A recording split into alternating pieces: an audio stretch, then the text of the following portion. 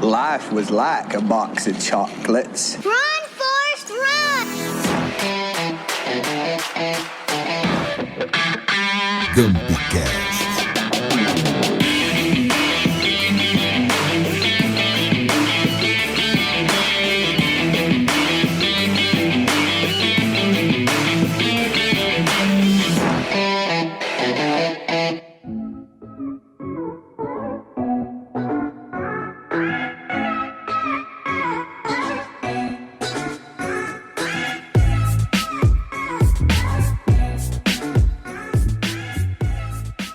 E aí, tá no ar o GambiCast, tudo bom? Tá melhor, Roger, agora, já que eu fui tão criticado nos bastidores? Crise. Tô brincando, é brincadeira! E aí, galera, beleza? Tá começando mais um GambiCast, 10º episódio. Chegamos! 2 dígitos. 10 episódios.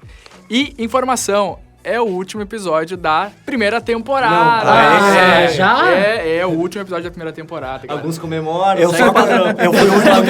Eu fui o único que comemorei, agora eu tô me sentindo mal.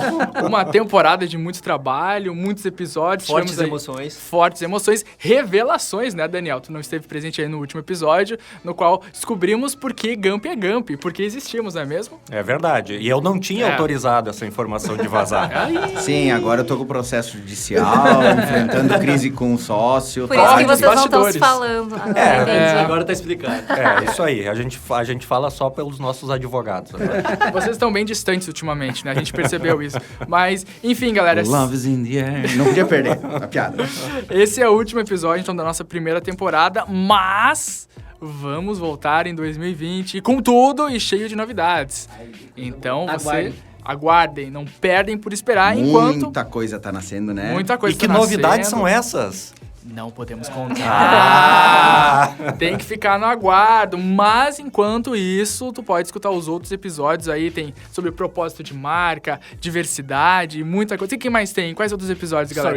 Storytelling. A era do mobile. A era do mobile. Memes. Comportamento Memes, do esse consumidor. Influenciadores. Influenciador. A importância de um site. Que não é A importância de um site. Muita coisa legal. Então, dá falar pra mais uma maratonar. vez esse.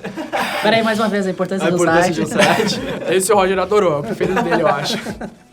Bom, como vocês sabem, esse podcast é produzido pela galera da Gamp Casa Criativa, que, mais do que uma agência de publicidade, a Gamp une comunicação, design e inovação de conteúdo para entregar resultados surpreendentes.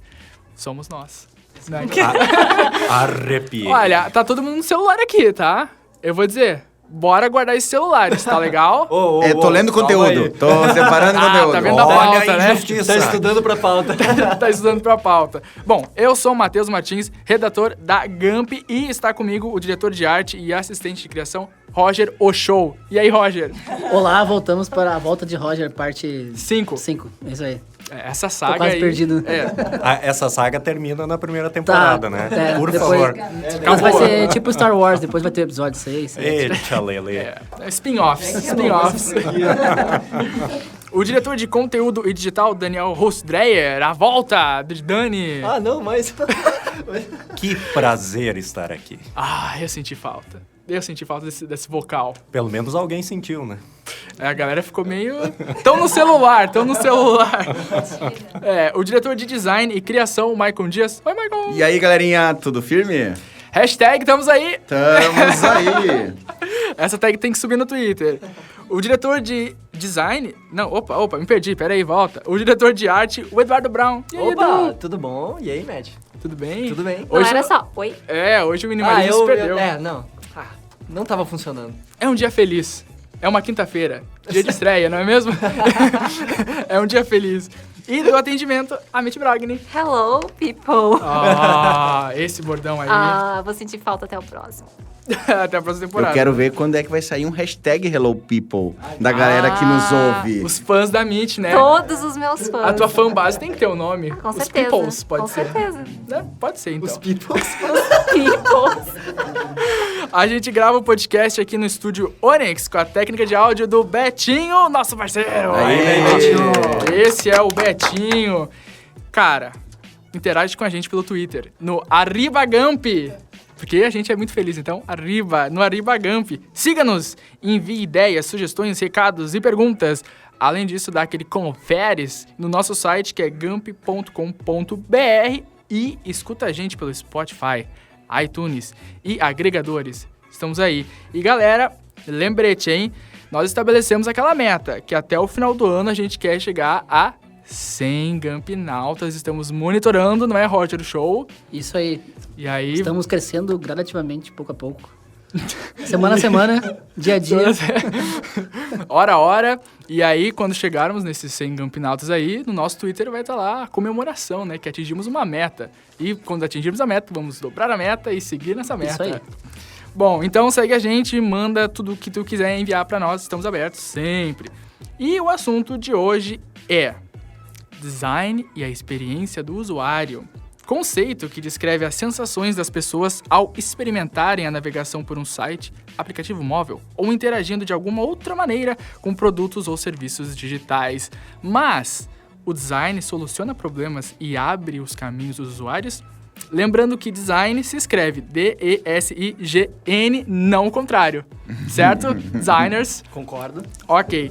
Então, episódio de hoje, aquele da baita experiência. Referência de Friends, é claro. Tinha que ter essa referência. Então, pra gente contextualizar aí o nosso estimado ouvinte, como a gente pode caracterizar esse conceito da experiência do usuário? Eu gosto de... Tem uma frase que eu acho que é muito legal para exemplificar toda a essência da experiência de usuário, que diz que experiência de usuário é como uma piada. Se tu tiver que explicar, não tá bom. Então, tem muitos casos na história que a gente começa a avaliar a experiência de usuário. Eu quero começar trazendo um caso muito interessante.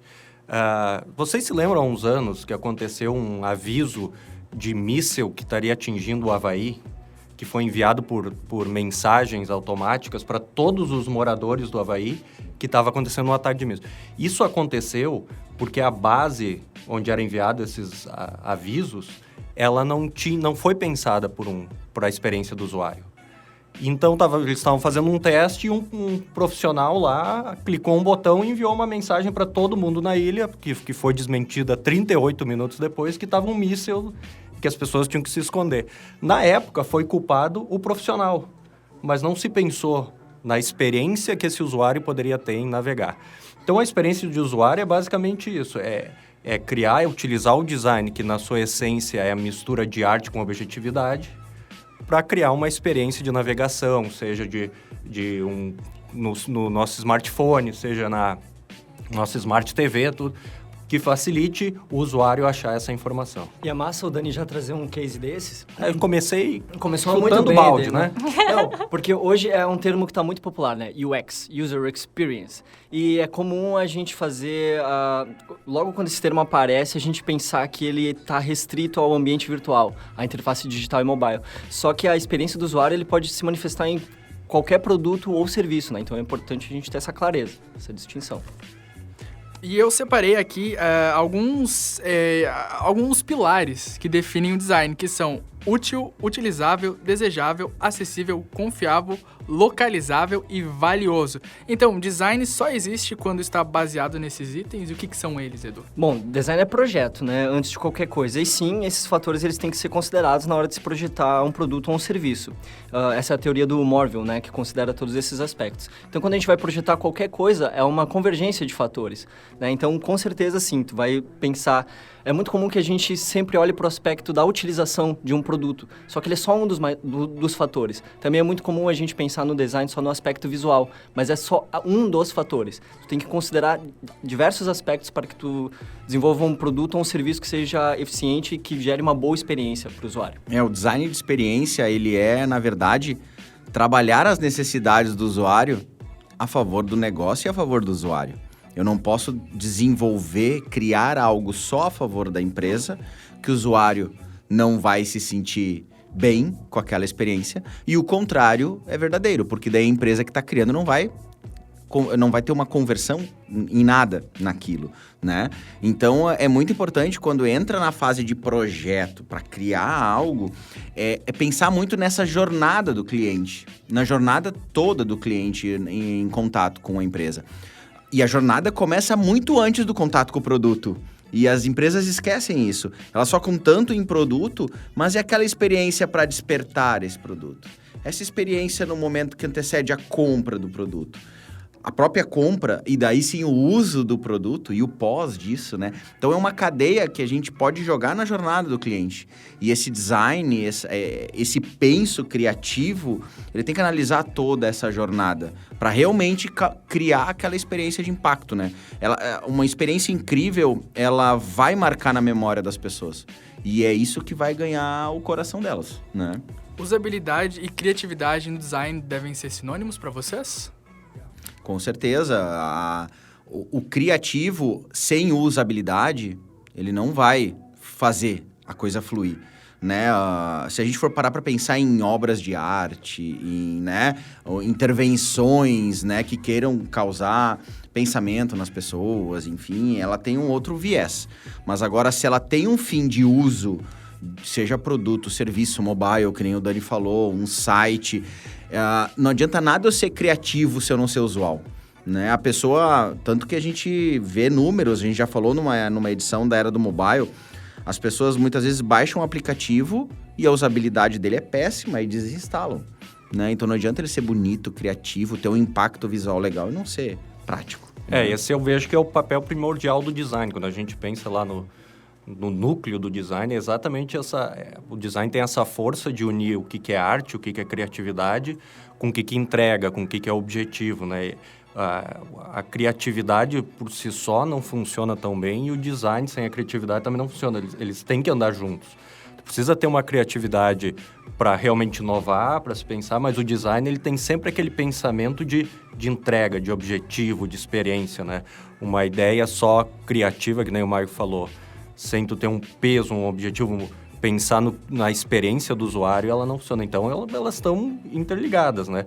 E aí a gente pode pensar, a gente está falando de produto, a gente está falando de experiência de usuário, mas isso entra até na questão de publicidade. Quando a gente cria uma campanha, o papel do design aqui é conseguir entregar de uma forma mais objetiva todo esse penso criativo e estratégico que tem por trás. Então, eles andam juntos de mão dadas, né? No calçadão de Copacabana. Especificamente. Especificamente lá. Então, existe uma balança, né, entre o uso e o design. Quer dizer, um design muito elaborado, mas que não seja funcional, em contrapartida a algo funcional com um design pouco elaborado. Quer dizer, são caminhos que tem que se cruzar, né, Edu? Bom, no design existe uma frase que sintetiza bem isso, né? Que a forma segue a função. Que é um princípio bem lógico, né? Para uma diretriz projetual. E quem pensava muito nisso era a galera da Bauhaus, que era a escola alemã de design, e eles reduziam os projetos deles, os produtos, ao mínimo essencial. E o que ditava as regras da forma era a função que aquele produto ia desempenhar. Só que essa é uma visão que, na minha opinião, ela já está um pouco datada e ela acaba tirando a individualidade dos produtos. Porque tu tá reduzindo ele apenas à função e ele acaba... Existem, como a gente já comentou, existem outros aspectos que devem ser considerados, né? Aqui, da forma segue a função, a gente está pensando apenas no uso. Mas não, tu tem que considerar uma série de fatores. E aí eu volto a falar que tem essa questão da estética também, né? De que geralmente é muito comum, isso aqui é uma coisa que tem design, ou isso aqui tem um baita de um design. Mas, de novo, é uma perspectiva de quem está avaliando apenas o visual daquela coisa, né? Dizendo isso. Está reduzindo um projeto que engloba uma série de outras coisas, né? Está reduzindo ele a apenas um aspecto. Vou dar um exemplo. Dois exemplos ligados a café. Nós, de agência, né? Fissurados por café como somos. Dois exemplos de café e como a experiência modifica totalmente uma entrega. Nespresso e Starbucks. Né? Os dois vendem café. Café é um produto, certo?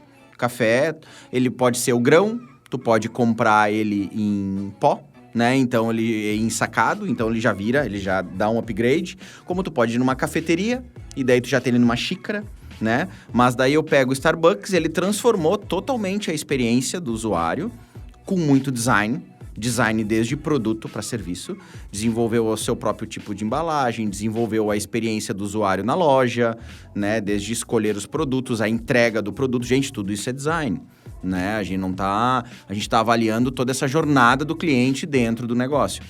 Então, olha o valor que foi dado pela Starbucks para um café.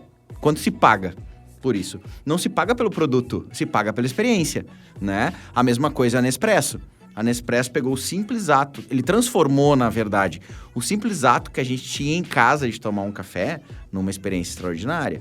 Ela criou as cápsulas, ela criou as cafeteiras e a cada, sei lá, ano, não sei de quanto em quanto tempo, ela troca as cafeteiras, né? Ela cria um novo design. Não, e pra as linhas dos cafés, né? Com o design lindo nas caixas, as cápsulas cada vez mais lindas. As lojas, né? As lojas são uma baita O experiência. próprio clube, né? Hoje eles têm um clube, que é o Clube Nespresso, que as pessoas podem participar, tem vantagens, enfim.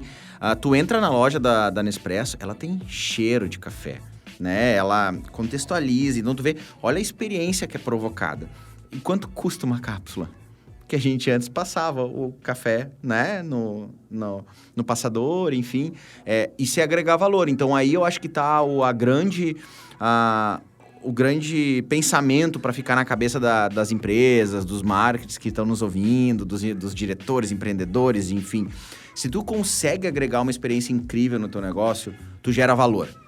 Porque aquilo é imensurável. O cara que sai feliz no contato com a tua empresa, ele vai querer pagar por aquilo de novo, mesmo que seja mais caro que o concorrente. Agora, que nem a gente só falou, se a gente entrega algo só funcional, sem experiência nenhuma, ele não tem valor. Ele está simplesmente entregando a sua função. Então, como é que tu vai justificar um preço maior, um valor maior, né? Eu queria puxar até um case aqui, que talvez seja um dos maiores, umas marcas mais referência em questão de design e inovação, que é a Apple, né? A gente já falou dela aqui em diversos casts. Até citando o exemplo do Michael, o Starbucks não inventou o café já existia. Só criou um novo jeito de você consumir. A mesma coisa fez a Apple. Quando saiu o primeiro iPhone em 2001, já existia celular com touch, já existia celular que tocava música, já existia celular com câmera, já existia celular que fazia tudo que o iPhone fazia. Mas nenhum fazia de um jeito que a Apple conseguiu entregar para o usuário.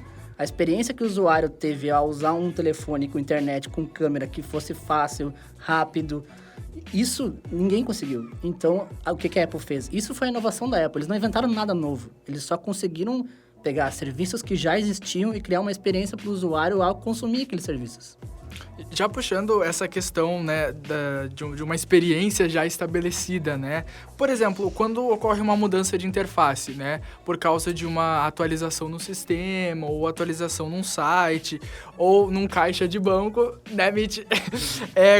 Como isso afeta a interação do público frente a essa atualização? Que são normais, porque é normal, né, haver a inovação, a atualização, mas ocorre o choque. Existe uma reeducação? Como é que isso afeta o público na visão de vocês? Assim, é muito comum que esse tipo de serviço, como tu bem falou, eles vão sofrendo alterações com o passar do tempo, né? Porque eles vão acompanhando o seu tempo. Então, tem uma coisa que é importante ressaltar que, assim, ó, o usuário, ele nunca tem culpa dos erros que ele comete, como bem o Dani falou, né? A culpa nunca é do usuário, é sempre de quem projetou. E aí, quando a gente fala de interfaces digitais, né, como tu citou o exemplo do banco, fica ainda mais complicado, porque é um serviço de autoatendimento, né? Não tem ninguém te guiando. Tu só tem a tua experiência prévia, né? E a tua inteligência para concluir essas tarefas. Não tem ninguém te auxiliando. Então, é muito fácil a pessoa ficar frustrada se aquilo não for bem projetado, né? E os usuários, eles têm a tendência a sempre se culparem. Eles acham que eles são burros se eles não conseguem realizar. Eles não culpam o sistema, eles acham que o problema são eles. Eu que não sei usar, né? Exatamente. Eu sou muito burro para isso aqui, eu não consigo mexer. Quem falou isso foi o Garrett, né? Um teórico dessa questão. Ele acha que o problema é ele, mas não, a culpa nunca é do usuário, é sempre de quem projetou, né? Então, é muito importante que quem está projetando pense como vai se dar essa interação para que a experiência seja positiva e minimiza as frustrações, né? E o importante quando se pensa em mudança de interface é saber o que provocou essa mudança, né? Porque geralmente os modelos não são mudados quando eles funcionam bem. Então, geralmente eles são provocados para causar uma melhora na experiência do usuário. Então, todas as mudanças vão ter um certo choque, né? E elas podem ser muito sutis. Quando a Apple mudou o visual dos ícones para flat design, causou um alvoroço e foi uma mudança estritamente visual e sem mudança de funcionalidade. E deu um bafafá, E né? deu um bafafá. As pessoas, eu gostava mais dos ícones antigos. Então, assim, a mudança sem impacto, ela é impossível. Ela sempre vai acontecer algum nível de impacto. O importante sempre é as organizações, quando tomarem a decisão da troca, elas entenderem que elas estão fazendo isso por uma questão positiva de melhorar a experiência do usuário. Então, todas as mudanças causam choque, isso A é Netflix inevitável. agora fez uma mudança, não sei se vocês assistem na TV ou celular, enfim, se aparece isso pra todos, mas eu assistindo na TV, eles fizeram uma mudança agora, tu passava as séries, né? Quando parava, abria a parte, tipo, do trailer, né? Do resumo. E agora aparece de uma forma super pequena, com um resuminho do lado em branco, e eu odiei aquilo. Então, a primeira coisa, o que fizeram? Não era assim, né? Incomodou. A gente é muito acostumado. E falando nisso, eu pensei, assim, nos feedbacks que a gente tem, né? Em tudo que a gente faz. E acho que no design é muito ligado a isso, a feedback o tempo inteiro. É no aplicativo, é num site, qualquer coisa que a gente faça, a gente quer um retorno e um retorno na hora, né? Sim. Então, a gente estava falando antes de caixa de banco, porque é muito louco, a gente tem na mente é tudo meio programado já e a gente tá esperando que aquilo aconteça, né? Então, eu tava num caixa, a gente tá lá digitando uma senha e a gente já espera o visual dos pontinhos e já espera o som, né? Então, você tá lá fazendo, não deu o som, opa! Tu já olha, deu uma coisa, já cancela, já bota tudo de novo, porque tu já tá esperando aquilo, né? Então, a gente é muito, muito ligado ao feedback. A própria demora de um site que não tá entrando, a gente esperou 2 segundos, já fica irritado, né? Uhum. O sistema, o produto, ele tem que avisar que algo está acontecendo, Exato. né? E eu acho que é pra tudo, né? Quando eu penso em design, eu penso muito em feedback de tudo. Até quando o Maicon tava falando da Nespresso, me veio isso em mente, porque tu tá comprando um café lá na loja, tu por acaso não conhece aquele sabor, na hora eles vão te oferecer, eles já vão te servir, não, tu vai experimentar, não seja por isso, né? Então é um feedback em tudo, né? E eu quero puxar um gancho já, Matheus, porque a gente tá falando de um monte de marca grande, um monte de marca, né, que investe, que tem grana, mas essa experiência não precisa necessariamente ser só para grandes marcas. A pequena marca provoca isso, né? Eu vou dar um exemplo de uma marca de móveis que eu vi essa imagem na internet. Ela não é daqui, ela é de fora. E não mostrava na embalagem o nome da marca. Então, isso eu vou ficar devendo para nossa audiência. Mas ela é uma empresa de móveis para tu montar em casa, né? Aquelas que tu compra o móvel pronto e parafusa, encaixa tudo em casa porque são móveis mais simples. E quem já comprou móvel e tentou montar em casa, sabe que ele vem naqueles saquinhos com aquele monte de parafuso misturado, que tá dividido apenas por tamanho, mas estão em saquinhos, então tu tem que adivinhar, né? Através do manual, eu acho que é esse parafuso, né? Eu acho que é... Enfim, e aqueles manuais são super complexos das etapas, né? E essa empresa, ela usou o design de experiência para mudar essa experiência negativa do usuário. Então, ela fez uma embalagem onde ela acompanhava o manual. Ela dizia assim, step 1, step 2, step 3, step 4 no manual. E a parte de parafusos era feita num papel, tipo essas coisas quando um brinquedo vem embalado, sabe? Que parte é papel e parte é plástico na frente. E daí tu abria a etapa do step 1. Ali estavam todas as pecinhas só do step 1. Que tava o parafuso, a arruela, a porca. Eles estavam misturados por etapa e não por tamanho, por formato, né? De tu olha aquilo, é uma coisa tão simples, mas que muda totalmente a experiência do usuário, vai facilitar. Gera uma satisfação imensa. Nossa, né? Eu montei, né? Porque antes era aquele quebra-cabeça de tentar montar um móvel e sobrou parafuso, e onde é que é isso aqui? Resolver um problema, né? E que ali, é a premissa do com design. uma coisa super simples, e foi de novo, olhar para a necessidade do usuário. Eu acho que as grandes soluções que surgiram nas últimas décadas no mundo, elas foram nisso, foram com esse olhar. O que o usuário tem hoje de problema que ninguém tinha visto e a minha empresa simplesmente vai provocar uma experiência nova utilizando o design para resolver aquele problema e vai encantar o cliente, né? Vamos lá, até pouco tempo atrás não existiam as embalagens da Tetra Pak com a rosquinha. Quem vai lembrar, tu tinha que levantar as orelhinhas do leite, cortar com a tesoura, né? Usar e ele ficava aberto na geladeira, tu tinha que ficar com ela dobrada. E foi alguém lá do design, nossa, vamos implantar uma rosquinha com uma tampa para usar o leite. Isso é pior, porque antes da rosquinha ainda veio a tampinha de puxar. Que o LG usa até hoje. E é horrível, porque quando tu puxa a tampa, sai 2 litros de leite e salta na fora. E tu se lambuza todo, sabe? Tua mão fica cheia de leite que tu nem serviu. Eu odeio mesmo. Depois ainda veio a acontece rosquinha, mesmo. e a rosquinha é melhor exemplo. E é uma solução tão simples, tão E fácil. coisas Não assim, é um problema chocolate. de atrocidade do Roger. Não. O problema nunca é do usuário. Vamos lá, chocolate. Hoje tu compra as barras de chocolate que a embalagem ela vem com uma cola. né? Porque antes tu abria, ficava rasgado, tu tinha que passar uma fita pra não Dobrar. estragar o chocolate. Agora não, tu abre, consome, ela gruda de novo, ela tá lacradinha. Gente, é coisas tão simples, mas que fazem total diferença na experiência. A outra experiência também foi que muitas marcas optaram por fazer embalagens menores. Daqui a pouco o usuário não queria comer um pacote com 20 bolachas, queria comer um pacote com 5 e pronto, não quero guardar, porque talvez guardar o gosto não fique tão bom para consumir depois. Ela fica Foi murchinha. uma solução simples, daqui a pouco diminuir a embalagem, às vezes aumentar a embalagem, então... É ruim comer bolacha murchinha. Eu não gosto. Uma péssima experiência. É uma péssima experiência. Já descobrimos muitas coisas sobre o Roger nesses últimos 5 minutos, né? Leite, bolachinhas. Qualquer review de comida, eu tô aqui pra isso, tá, pessoal? A relação do Roger com os produtos. Alimentícios são os melhores. Bom, mas a gente já falou de várias sensações e emoções, né, até aqui. Então, tudo que a gente vê, tudo que a gente usa provoca um estímulo e uma emoção. Então, quando a gente percebe um produto e nós nos relacionamos com ele, né, como e por que ele nos toca, Edu? A gente se relaciona... quando a gente fala de experiência do usuário, a gente tem que considerar 3 fatores. A emoção é um deles, né? Um dos fatores é a experiência estética, que é o prazer percebido pelos nossos sentidos, né? Essa primeira a percepção visceral. Aí a gente tem a experiência do significado, que são as atribuições de significado que a gente vai dar para o produto ou para o serviço. E aí entra a experiência emocional que a gente vai ter, né? A emoção é um processo cognitivo, né? Que é estimulado por um produto ou um evento. Então, a gente... é inevitável falar de design para emoção quando a gente está falando de design para experiência, né? Claro, esses 3 aspectos, eles andam juntos, né? Mas o emocional, ele tem que ser... ele é o que tem o maior poder de fazer com que a pessoa tome uma decisão, né? Dentre esses fatores, eu diria que ele é o mais relevante. Eu quero trazer um case dessa questão, de novo, da experiência focada no produto. Em 2013, a Harley Davidson fez uma ação que ela gravou, obviamente, para poder divulgar ela, da experiência que a moto dela provoca nas pessoas. Só que não é só a moto dela que provoca. Então, eles esconderam algumas câmeras e veio o cliente para pedir um test drive numa moto da Harley, conhecer, o vendedor atendeu. Não, dá uma volta, porque realmente o barulho da Harley, né? A experiência é dela, né? E ele sai andando nas ruas de São Paulo com a Harley, só que aí que tá, a marca preparou uma experiência totalmente diferente. Existe um grupo de motoqueiros realmente vestidos a caráter, né?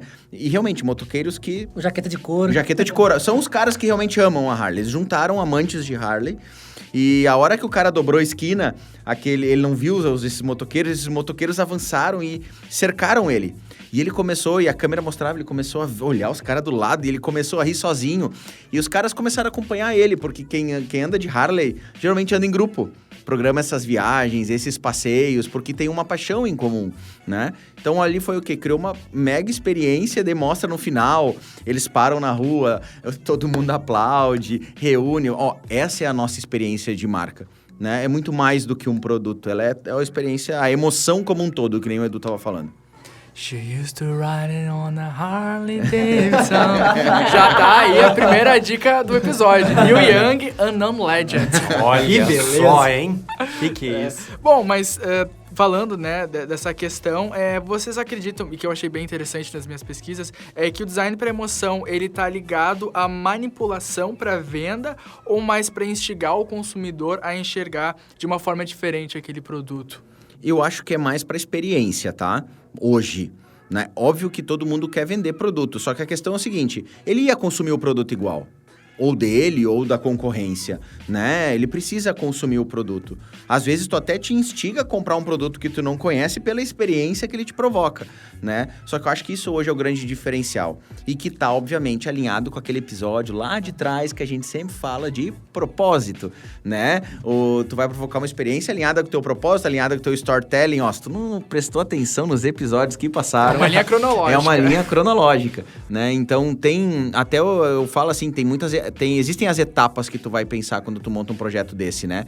Que a gente já falou de centrar o pensamento no usuário, né? A Mitty já comentou de colher feedback, porque a partir do momento que tu colhe o feedback, tu tá co-criando, tu tá realmente percebendo as ideias que vêm, adaptando o teu produto, tanto que em algumas reuniões internas, e às vezes com o cliente eu já falei que tu tem que ter o MVP, né?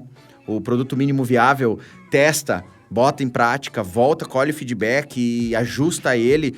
Constantemente tu vai estar ajustando um produto. Pensa em toda essa sequência, em toda essa jornada que o cliente vai ter, porque tu pode criar um produto incrível. Se a experiência em abrir a embalagem em casa é ruim, é difícil, ou na hora de montar, né? Às vezes pega o exemplo lá, tu compra um equipamento eletrônico que é extremamente complexo de tu montar, a experiência é ruim. Hoje tu vê, a maioria dos equipamentos novos, eles têm o mínimo de plug possível, né? O mínimo de plug, o mínimo de entrada. Claro, a gente já tem recursos de Bluetooth, né? E Wi-Fi, mas enfim. Mas eles ainda eles tentam ser mais didáticos possível para te provocar uma boa experiência.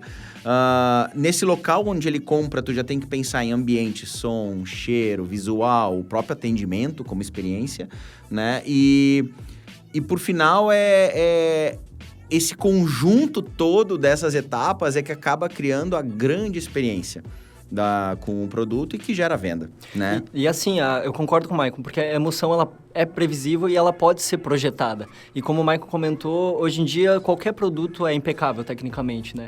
Então não acredito que seja uma questão de manipulação, mas de um fator de diferenciação da concorrência, tu projetar uma determinada emoção para um produto que já tem a qualidade técnica. Isso é interessante que tu falou, a coisa de projetar. Quer dizer, quais são os mecanismos que envolvem, né, dentro de um projeto para provocar essa emoção? Quer dizer, o que envolve? Porque tem um aspecto muito psicológico aí, né, nessa questão. Total, tanto que as metodologias que surgem nessa área, elas são a junção da psicologia com design, né? Existem vários teóricos que elaboraram metodologias para projetar para a emoção, né? Eu trouxe um exemplo clássico aqui que é o Jordan, o Patrick Jordan. Ele defende que os seres humanos eles estão sempre em busca de prazer e que sim, os produtos eles podem, os artefatos eles são capazes de te dar prazer, né? Dar prazer pro usuário. Vai falar, cuidado. Cuidado com o artefato que vai falar. Não é, pessoal? Um artefato. E eles podem ser fonte de prazer. Mas ele defende, então, que quais são os tipos de prazer, então, né?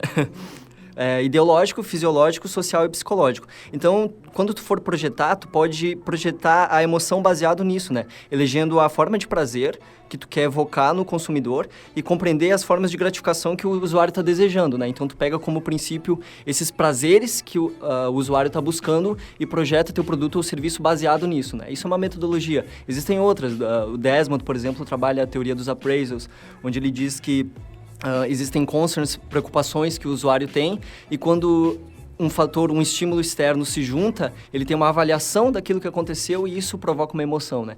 E aí tu pode projetar também dentro dessa metodologia. Então existe sim um jeito de fazer teórico, projetar algo para que provoque uma determinada emoção.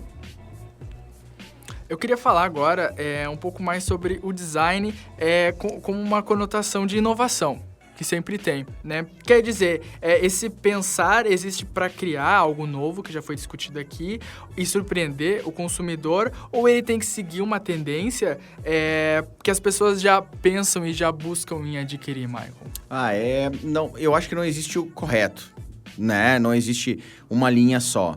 Eu acho que o design de experiência, ele avança em apenas melhorar algo, como criar algo totalmente novo, que não existia no mercado, ou adaptar algo de uma forma que não existia. Faz muitos anos que eu acompanho uma empresa chamada Kirk. Para soletrar para a galera que quer procurar depois ali, é QUIRKY.com. Os trackers aqui, né? Do James Tiberius Kirk. Esse site, ele é incrível, ele já tem há bastante tempo. E ele é uma empresa que fomenta a ideia das pessoas. Tu tem uma ideia de melhorar um produto, de criar um produto, criar um serviço que não existia, encaminha o teu projeto, e ele, como projeto, às vezes até no papel ainda, enfim, ele passa por avaliação de inúmeras pessoas. Se elas acham que esse produto é legal, é bacana ir para frente, a empresa investe contigo para fazer uma quantidade mínima, para fazer teste, para prototipar, para chegar num produto final. Depois esse produto final é colocado numa tiragem pequena venda, ele funcionando, tu vira sócio do site no teu produto. Então, aquele produto passa a ser teu e do site, ele vai ser vendido constantemente e tu vai ganhar grana com aquilo. Então, qualquer pessoa que tem uma ideia, vai lá e faz. Ao longo de todos esses anos que eu acompanho eles, eu já vi cada produto tão simples e tão bacana que eu olho assim, gente, como é que ninguém Pensou nisso tinha antes. pensado nisso antes? Eu trouxe 2 exemplos aqui que eles criaram, recentes, porque existem muitos exemplos antigos.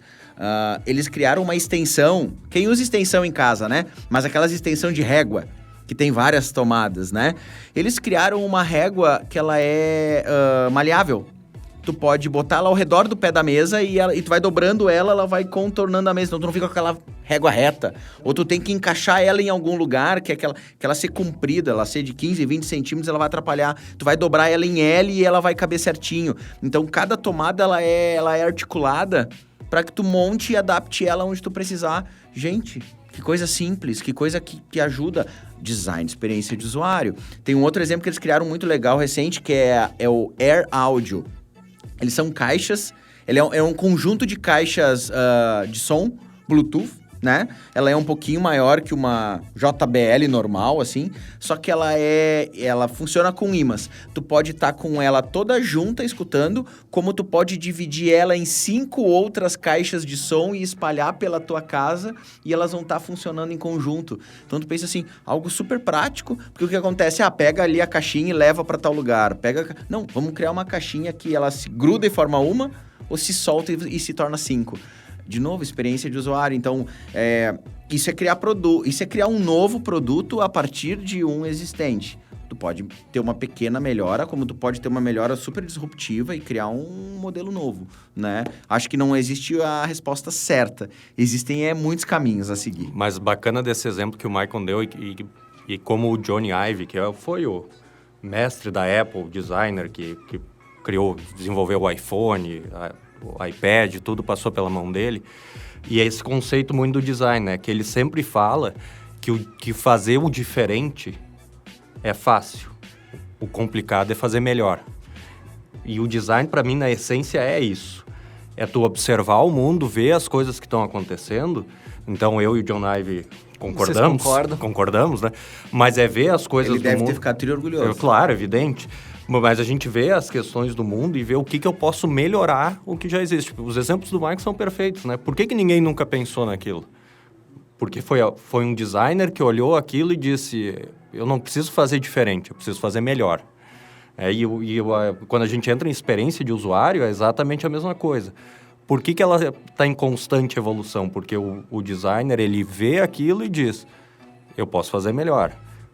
Tem um exemplo muito interessante, que é a cidade de Boston, uma vez, desenvolveu um aplicativo para as pessoas fazerem reclamações na rua, dizer assim, tem um buraco no asfalto. A primeira versão, a pessoa entrava no aplicativo e era um pull-down com 100 opções para a pessoa dizer assim o que estava acontecendo. Então, tem um buraco na rua, tem um bicho morto, tem um sei lá o que, né? Claro, ninguém usava o aplicativo.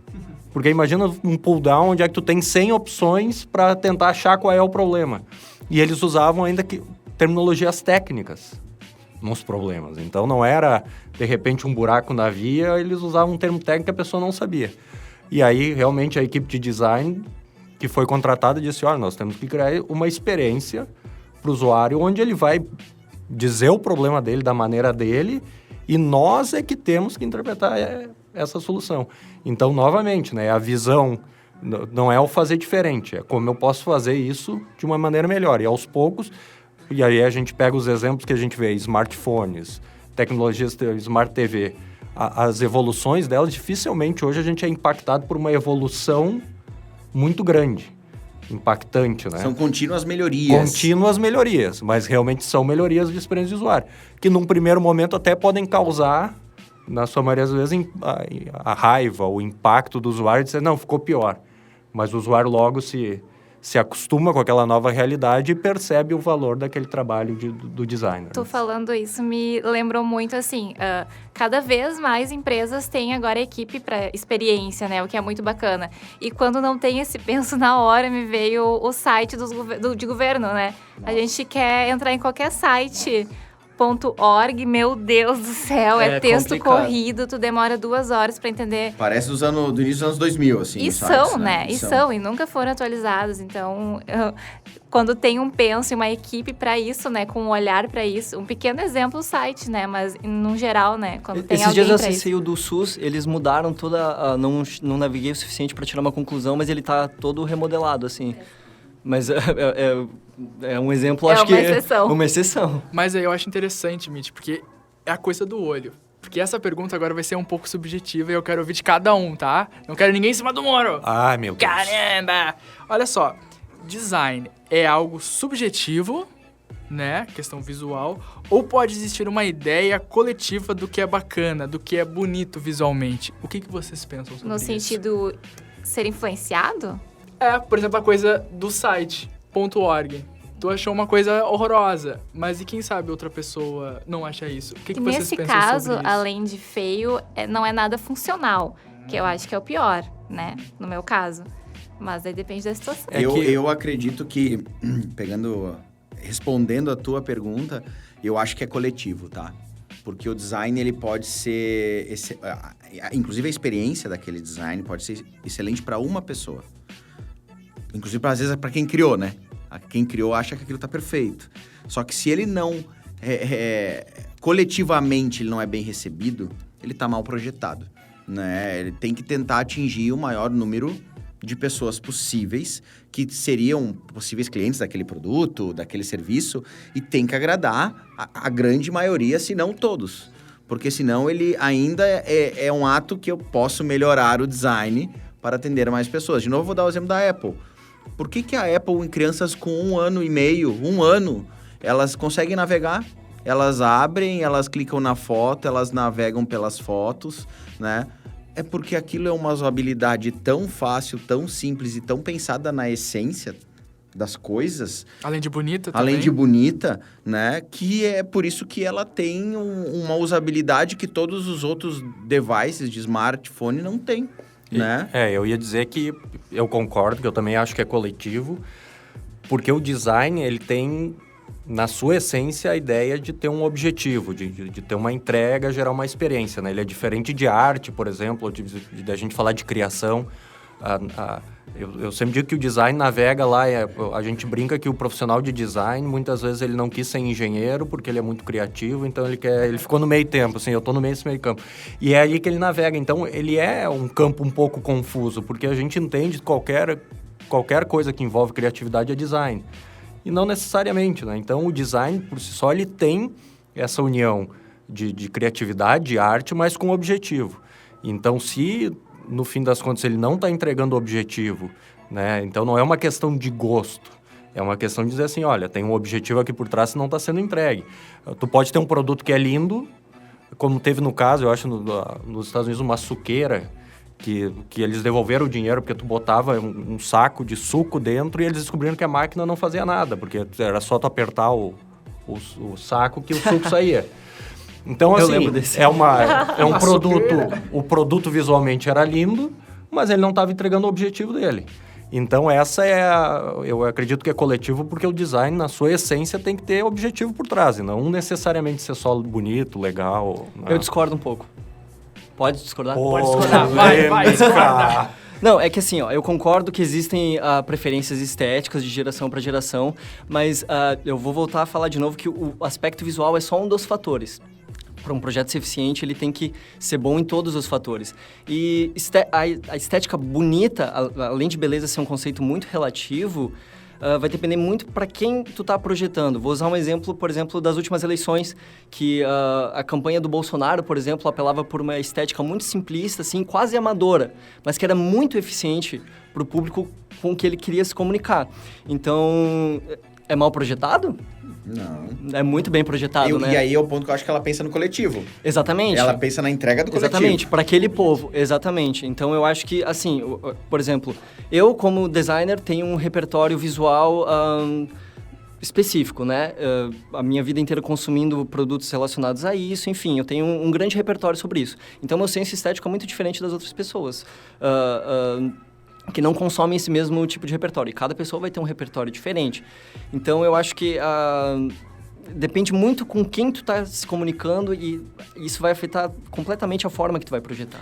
Mas eu acho que esse exemplo que tu deu, Edu, é assim, se tu projetar um produto para um nicho que tem uma cultura similar à tua, uma bagagem similar à tua, né? E que ela vai eliminar 99% da população.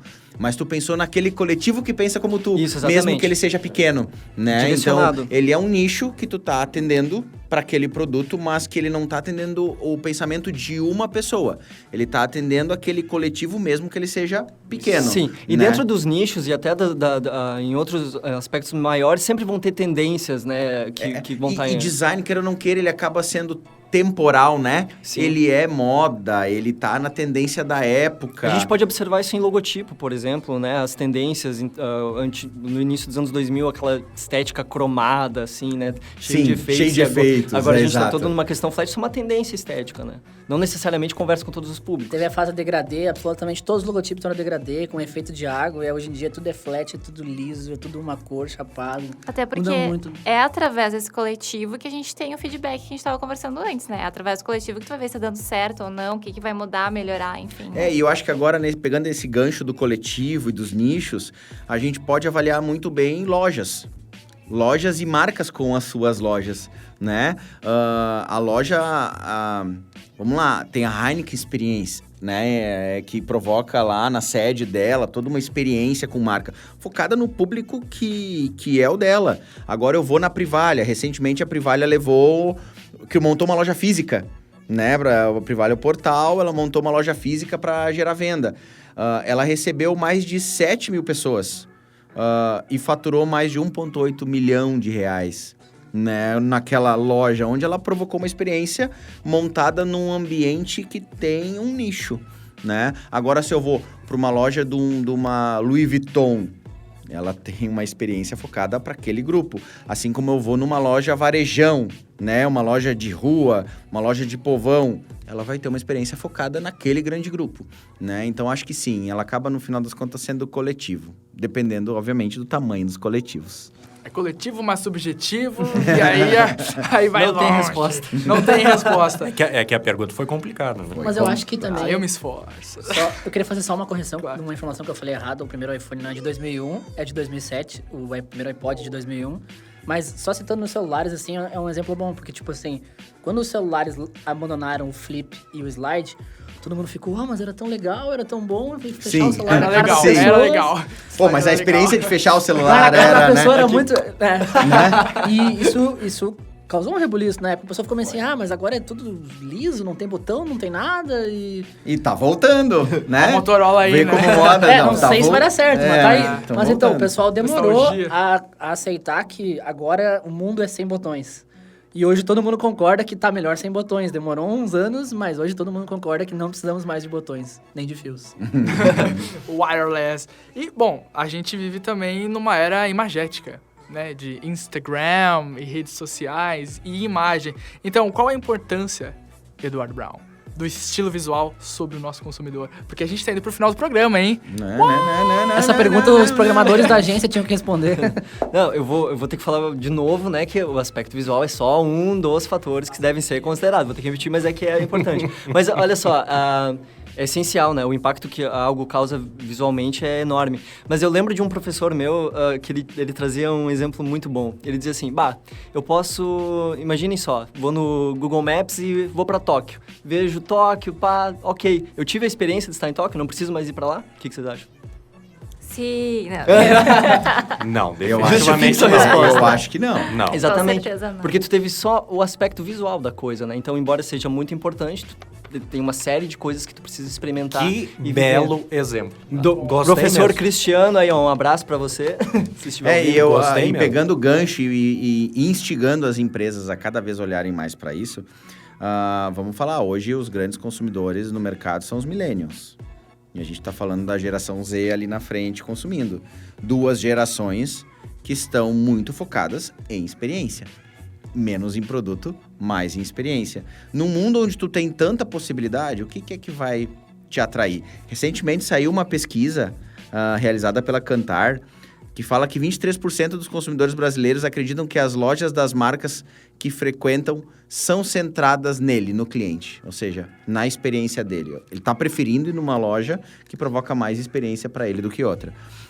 Só 22% consideram que as marcas de varejo são excelentes nessa entrega, ou seja, tem um baita caminho a ser percorrido. E as marcas que têm um atendimento que provoca uma experiência positiva, tem 3,6 vezes mais clientes satisfeitos. Então, cara, são pequenos dados que mostram que eu tenho que pensar lá na minha loja. Qual é a experiência que tem o cliente a hora que bota o pé dentro da minha loja? A hora que ele entra, a hora que ele olha o produto, a hora que ele experimenta um produto no provador, no caixa. Geralmente é a experiência mais negativa que tu tem, porque tu tá... Aquele momento tu tá pagando, né?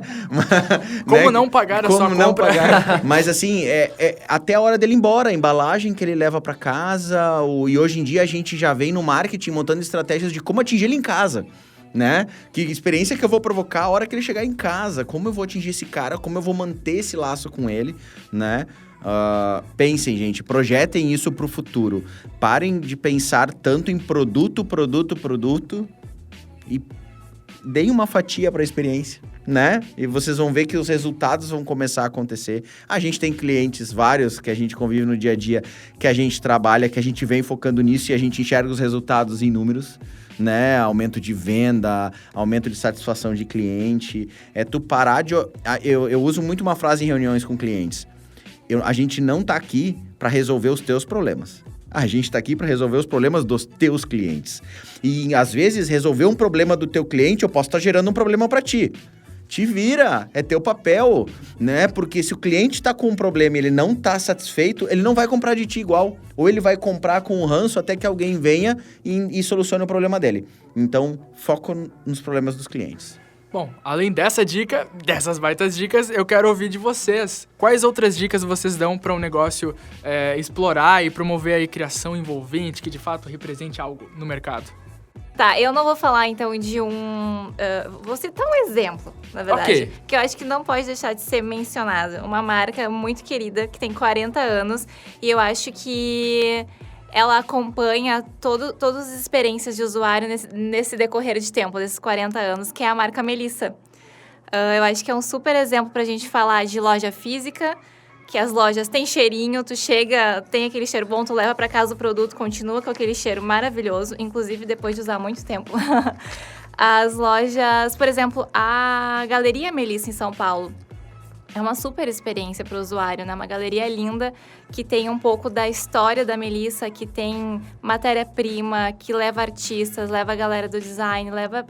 Nossa, é uma experiência muito incrível mesmo. Eu, como fã de Melissa, adorei conhecer eles. Reinventam e inovam, acho que anualmente, a loja inteira é muito legal. Hoje ela é toda de tijolinhos, de plástico reciclado, mais de 20 mil tijolinhos, é muito massa. O próprio produto, né, que tem aquela pegada, não usamos couro, né, todo de plástico, muito legal também.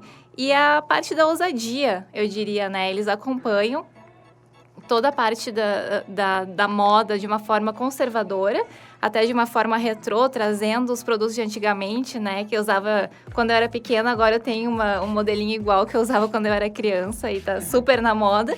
Como aqueles modelos ousados, né? Que tu pensa, meu Deus, quem usa isso? Tipo aquelas roupas de passarela muito loucas, né?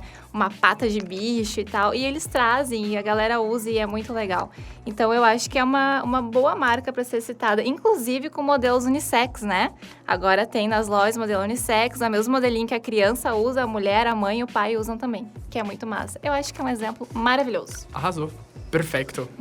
Tem uma dica bacana também para quando a gente pensa em experiência do usuário, que é um teste que a gente pode fazer com cartões. Então, quando a gente desenvolve um layout, seja de um aplicativo, de um site, a gente pode desenvolver cada uma das telas em cartões, a gente imprimir em cartões, bota em cima de uma mesa tudo misturado, chama alguém que não participou do projeto e diz, coloca isso em ordem.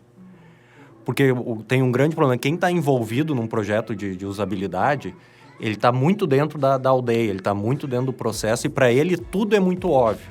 Então isso é uma maneira bacana de se experimentar a usabilidade com outras pessoas de uma maneira muito simples.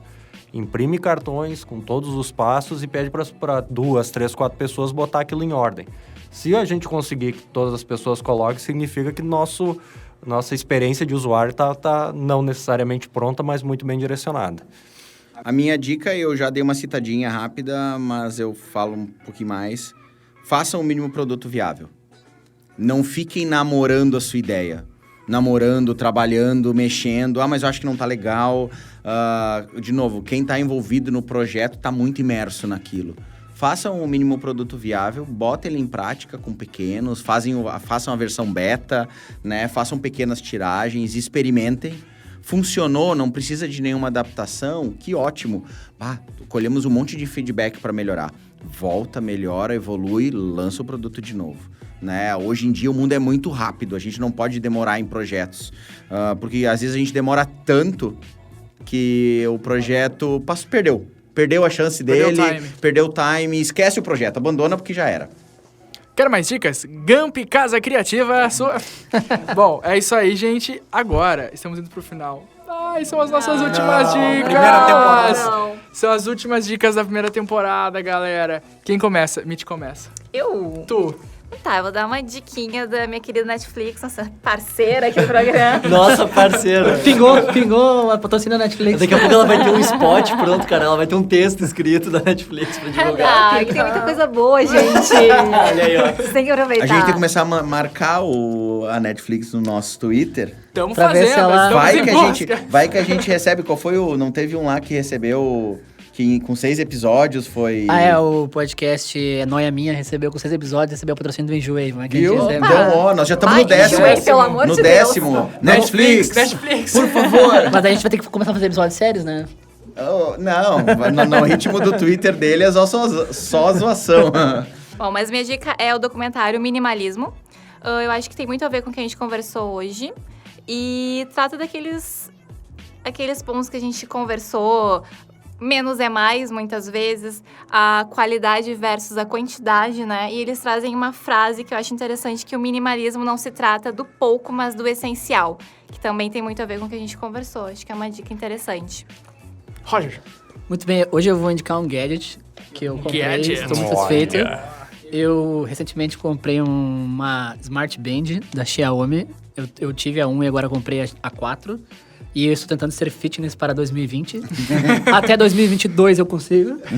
Então é muito legal, porque primeiro que é um relógio, e é um relógio que custa muito barato, porque qualquer relógio de qualquer marca simples é 300, 400, 500 reais. É um relógio que custa... eu paguei 140, na Black Friday deve estar até mais barato. E ele conecta com o celular, ele me diz quantas horas de sono eu durmo, se meu sono tá bom, se o sono tá ruim, eu consigo ver meu peso, quando estou indo à academia, eu consigo ver quantos quilômetros eu corri, quantas calorias eu perdi.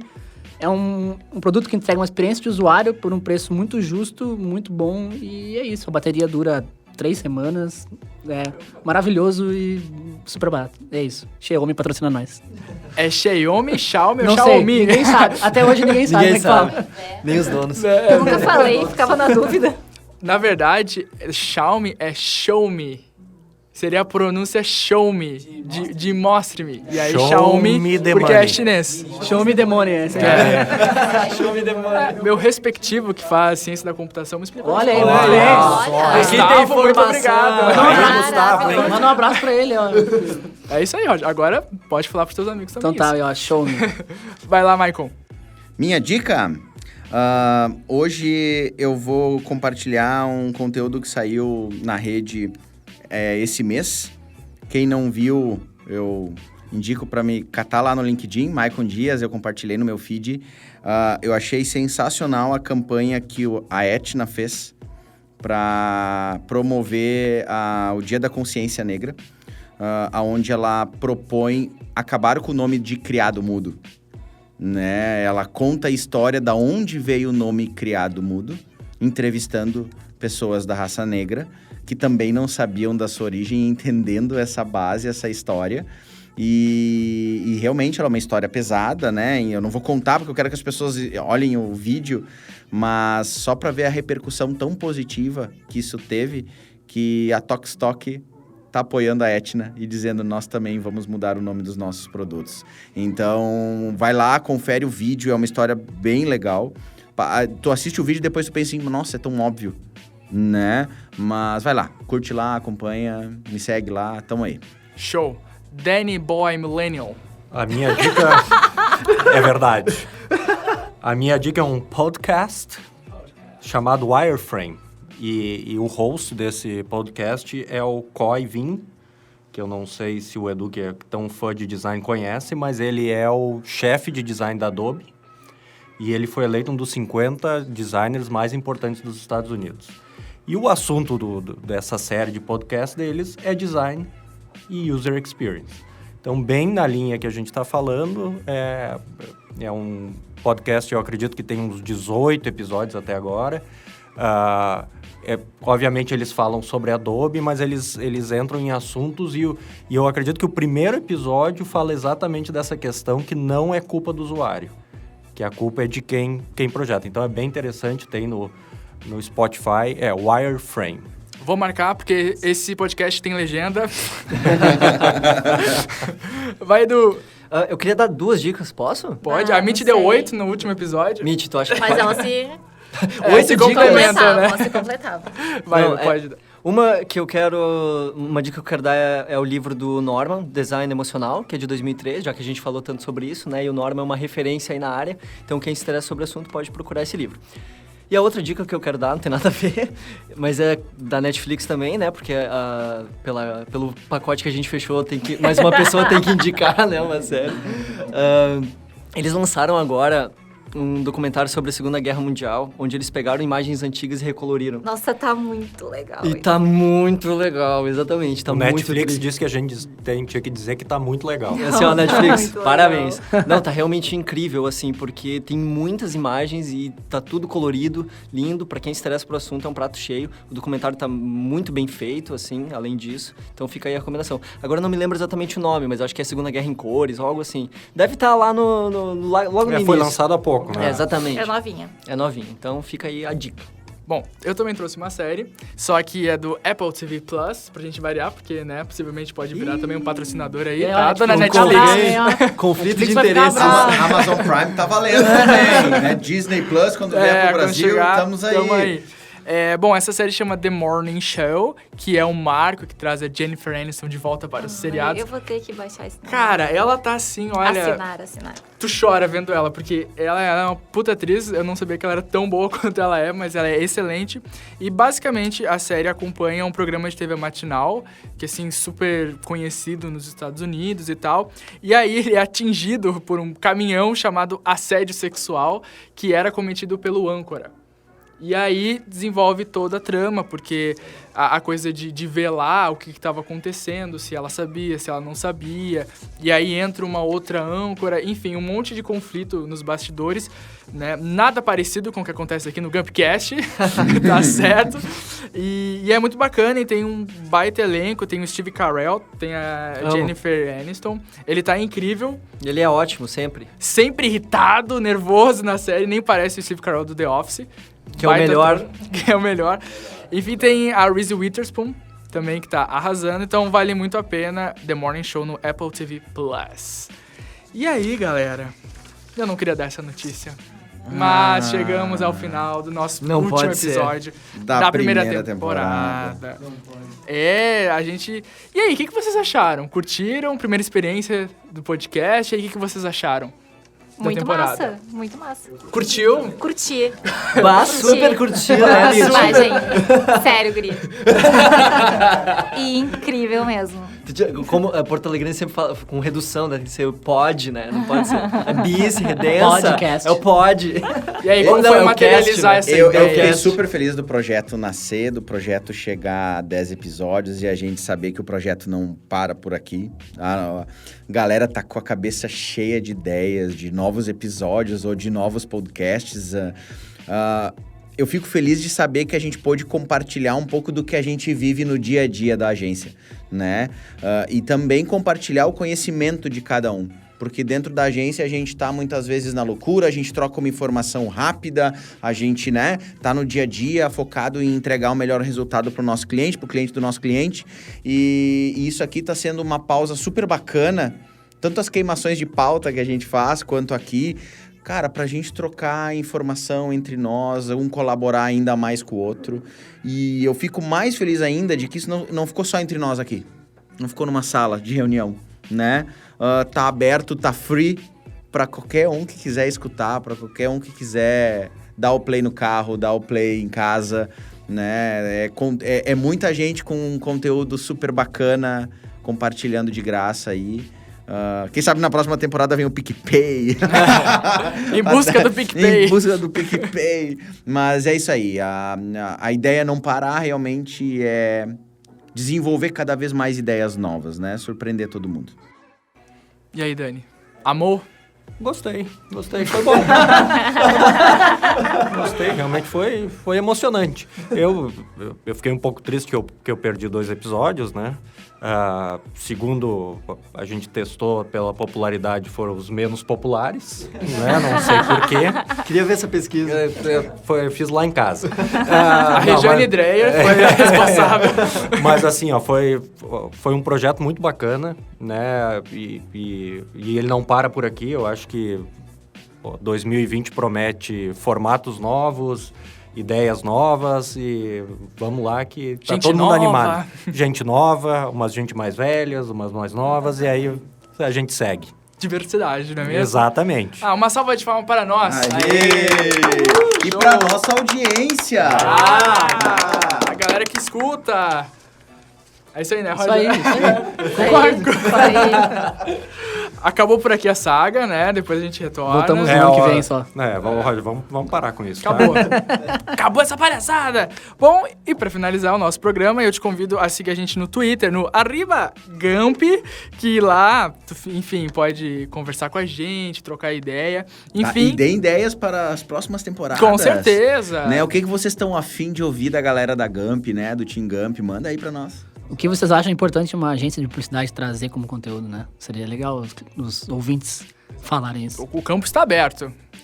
Lacunas foram abertas para vocês. E além de entrar no nosso Twitter, confere o nosso site, gamp.com.br. Lá tem tudo que a gente faz e cases bem bacanas.